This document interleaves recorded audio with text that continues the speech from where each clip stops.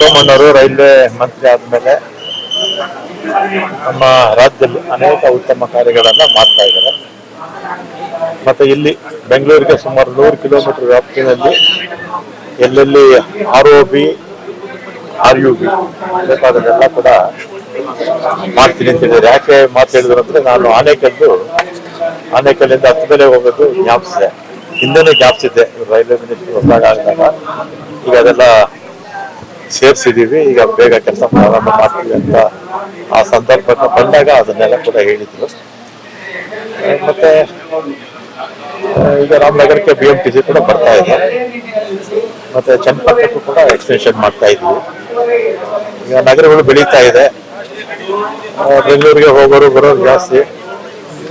ಮತ್ತೆ ಈಗ ಮೈಸೂರಿಗೆ ಹೋಗೋರು ಕೂಡ ಇಲ್ಲಿ ಸ್ಟಾಪ್ ಕೊಡೋದ್ರಿಂದ ಸಾಕಷ್ಟು ಅನುಕೂಲ.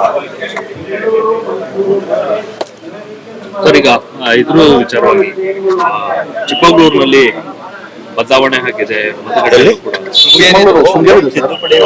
ನನಗೆ ಮಾಹಿತಿ ಇಲ್ಲ. ವಿರೋಧ ವ್ಯಕ್ತಪಡಿಸಿದೆ. ಇಲ್ಲ, ನನಗೆ ಮಾಹಿತಿ ಇಲ್ಲ. ಯಾಕಂದ್ರೆ ಗೊತ್ತಿಲ್ಲದಿರೋ ವಿಚಾರ ಮಾತಾಡಕ್ಕೆ ನನಗೆ ಮಾಹಿತಿ.